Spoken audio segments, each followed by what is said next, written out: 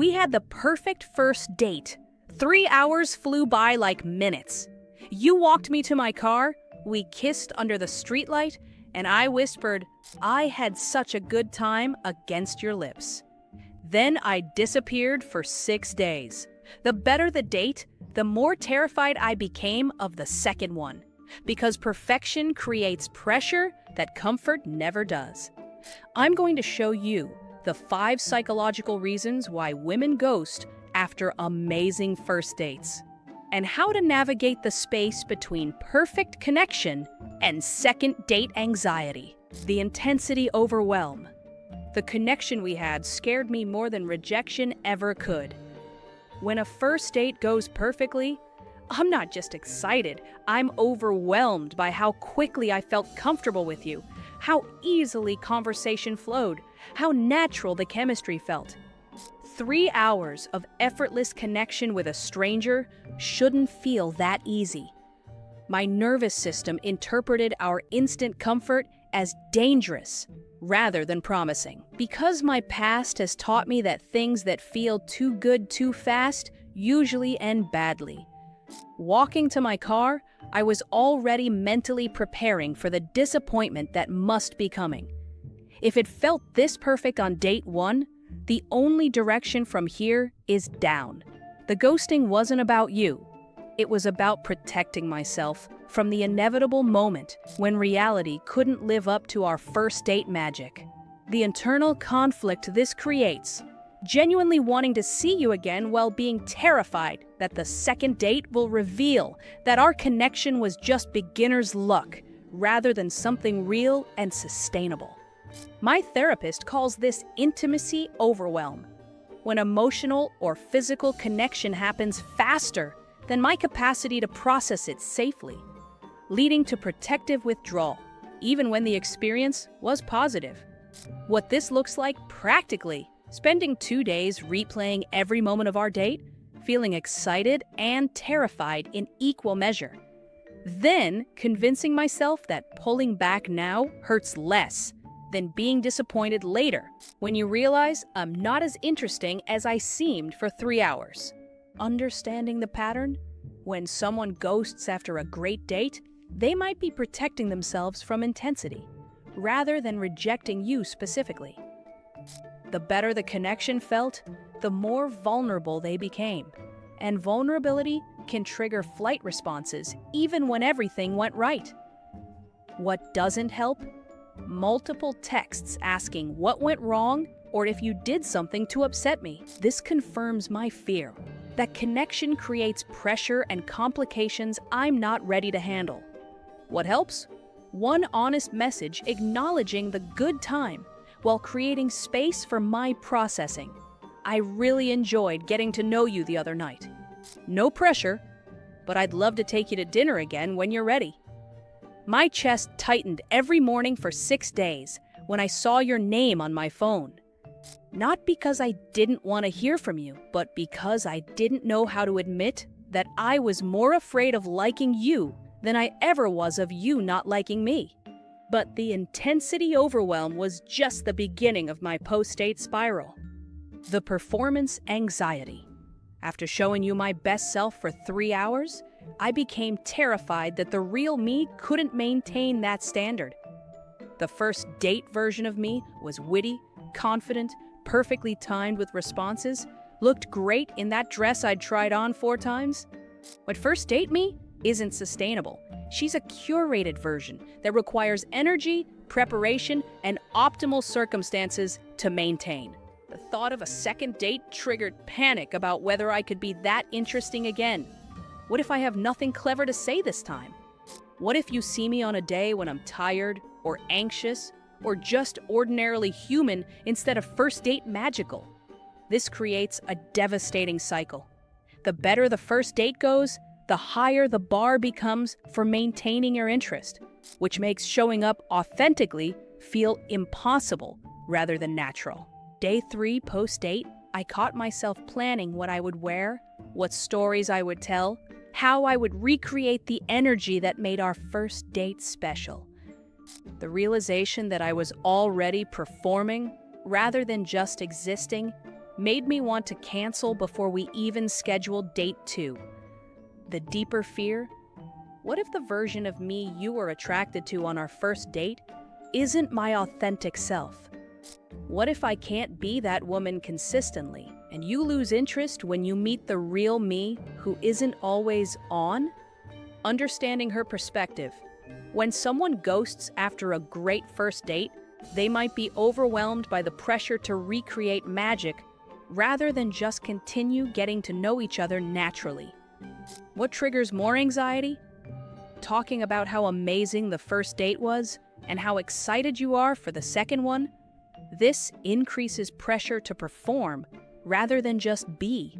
What reduces anxiety?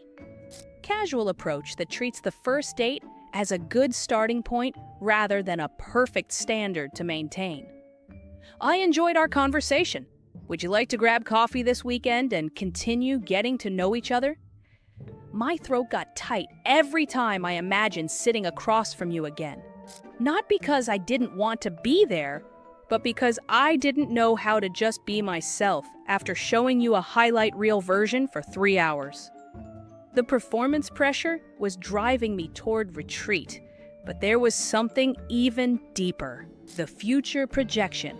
The perfect first date made me fast forward to relationship complications I wasn't ready to face. When we kissed goodnight, my brain didn't stay in that moment.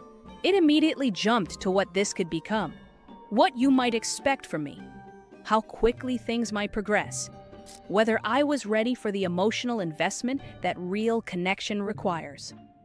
3 hours of perfect conversation became 3 months of imagined relationship in my head. I started seeing the weight of expectations, the vulnerability of letting someone matter, the complexity of integrating another person into my carefully controlled life.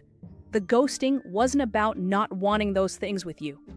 It was about not being ready for how quickly perfect first date can become "where is this going?" territory in both of our minds. If you're watching this because someone disappeared after what seemed like an amazing connection, subscribe now. What I reveal next shows how good first dates can create more anxiety than bad ones ever do. Day 4, I found myself Googling, "How soon is too soon to be exclusive?" and immediately felt sick. Our first date was so good that I was already worried about navigating relationship milestones I wasn't emotionally prepared for. The possibility that you might want to see me regularly, introduce me to friends, have serious conversations about what we were doing together felt overwhelming rather than exciting. The internal conflict: genuinely enjoying your company while being terrified of the relationship trajectory that good first dates often create, especially when both people felt the connection so strongly. Understanding the deeper pattern. When someone ghosts after great connection, they might be overwhelmed by the future possibilities rather than rejecting the present reality. The better it goes, the more real it becomes, and real relationships require emotional capacity they might not have available. What increases the overwhelm? Talking about second dates as if they're automatically happening. Mentioning things you want to show me or places you want to take me. This confirms that you're also projecting forward, which makes the relationship feel inevitable rather than organic. What helps navigation? Keeping focus on the present connection rather than future possibilities. I had a great time getting to know you. I'd like to see you again, but no pressure about what that means or where it's going. My stomach churned every time I thought about explaining to you why I wasn't ready for what our chemistry seemed to promise. So disappearing felt safer than having conversations about pace and expectations I couldn't articulate clearly. The future overwhelm was pushing me toward retreat, but the deepest trigger remained. The authenticity fear? I was terrified you'd discover that the woman you were attracted to on our first date isn't who I actually am most days. First dates allow for strategic authenticity, sharing vulnerability in controlled doses, showing attractive quirks without revealing daily struggles. being the best version of myself without the complexity of full human reality. You were attracted to first date me. Confident, funny, put together, emotionally available for 3 hours of focused connection. But real me has anxiety, bad days, morning breath, needs alone time to recharge, sometimes chooses Netflix over meaningful conversation. The fear wasn't that you wouldn't like the real me. It was that I had no idea who the real me even was in the context of dating someone new.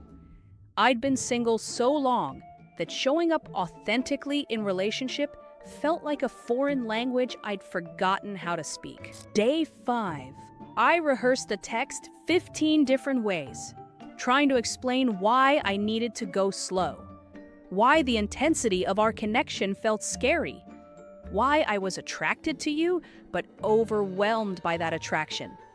Every version sounded crazy or needy, so I sent nothing. The deeper authenticity conflict, wanting to be genuine with you while not even knowing what genuine looked like for me in dating context. How do you show someone your real self when your real self hasn't dated anyone seriously in 2 years and feels out of practice with emotional intimacy? Understanding her fear. When someone ghosts after authentic connection, they might be questioning their own capacity for sustained authenticity, rather than doubting your interest or compatibility. What doesn't help? Reassuring me that you like me just as I am, because I don't know who I am in relationship context. This well-meaning approach can increase rather than decrease authenticity anxiety. What helps? Acknowledging that getting to know someone real takes time, and you're interested in discovering who we both are together, rather than maintaining first date versions of ourselves. I enjoyed meeting the person you were comfortable being with me. I'd like to continue getting to know you without either of us having to perform. My hands shook when I finally typed and deleted 17 different texts. Not because I didn't want to see you again, but because I couldn't figure out how to show up as my actual self after presenting such a polished version for our first 3 hours together. The authenticity fear was the deepest layer, but it connected to something even more fundamental: the self-worth spiral. The better our date went, the more convinced I became that I didn't deserve the connection we'd shared. When someone amazing is genuinely interested in me, my brain immediately starts looking for evidence that they don't really know me yet, that they're attracted to an illusion, that the real me would disappoint them if they stuck around long enough to see past first date charm. The ghosting became a form of self-protection disguised as rejection of you. If I disappeared first, I could avoid the inevitable moment when you realized I wasn't as special as I seemed for 3 hours under perfect first date conditions. Day 6, I convinced myself that you were probably relieved not to hear from me, that you'd had time to think about our date and realize it wasn't as amazing as it felt in the moment, that I was saving us both from the awkwardness of pretending our connection was sustainable. This is what my therapist calls unworthiness preemption, ending good things before they can end naturally, because taking control of the disappointment feels safer than risking unexpected abandonment later. The internal dialogue that drove the ghosting: he's too good for me. This connection felt too easy. Things that good don't happen to people like me. Better to disappear now, while he still has a positive impression, rather than wait for him to figure out I'm not actually relationship material. Understanding the deeper wound. When someone ghosts after great connection, it often has nothing to do with you and everything to do with their belief about whether they're worthy of the good thing that's happening. What confirms unworthiness fears? Continuing to text and call when I'm not responding, because it proves that I'm disappointing you already by not meeting your communication expectations. What challenges unworthiness patterns? One message that doesn't make my silence about you while leaving space for my process.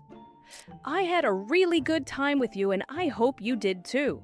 I'm not sure why I haven't heard from you, but I wanted you to know that meeting you was a highlight of my week. No pressure to respond, but the invitation for coffee is still open when you're ready. My heart raced reading that message because it offered grace for my disappearance without making it evidence that I was already failing at being the person you met on our first date. The self-worth spiral was driving my retreat from the exact connection I actually wanted. These 5 psychological barriers reveal why perfect first dates can be more triggering than mediocre ones. Every time I ghosted after a perfect first date, I was running from my own capacity for happiness rather than rejecting the person who made me feel it. The better our connection, the more terrified I became of my own desire for it. Because wanting something real meant risking real disappointment when it inevitably ended or failed to meet the perfection of our first encounter. Understanding why someone disappears after great connection helps you respond with patience rather than pressure, which often creates the safety they need to re-engage when they're ready. Here's what I wish I could have told you during those 6 days of silence. I'm not ignoring you because I didn't have a good time. I'm ignoring you because I had such a good time that I don't know how to trust it, trust myself, or trust that good things can actually happen to me without strings attached. The ghosting after perfect first dates isn't about you not being enough. It's about fear that we're not enough to sustain what felt so effortless in those first 3 hours together. Do I regret disappearing instead of communicating my overwhelm? Every single time I've done it, because it robbed both of us of the chance to navigate new connection anxiety together instead of letting it drive us apart. Do I understand why perfect connection felt more dangerous than mediocre interaction? Finally, and understanding it has helped me learn to stay present with good things instead of running from them. Would I encourage someone to be patient with post-first date ghosting while also being clear about their continued interest? Yes, because the right person will find their way back to you when they've processed their own fears about deserving good things. If someone you had amazing first date connection with currently isn't responding, maybe they're not rejecting what happened between you. Maybe they're trying to figure out how to trust something that felt too good to be sustainable. Maybe the most helpful thing you can do is let them know that perfect first dates don't create pressure for perfect second dates. They just create opportunity for authentic, continued connection. And maybe the kindest approach is showing them that good things don't always have to end badly, that some connections are strong enough to survive the anxiety of being real instead of perfect. But how do you balance giving someone space to process connection anxiety while still showing genuine continued interest? How do you encourage authentic second date energy without recreating first date pressure? These questions require emotional intelligence rather than strategic approaches. Sometimes the most loving thing we can do is trust that real connection can handle real human complexity, including the fear of good things. If you want to understand more about women's relationship anxiety patterns, watch my video, She Says She Wants a Relationship but Acts Like She Doesn't. That video will show you exactly why wanting something and being ready for it aren't always the same thing, and how to navigate the space between someone's desires and their capacity.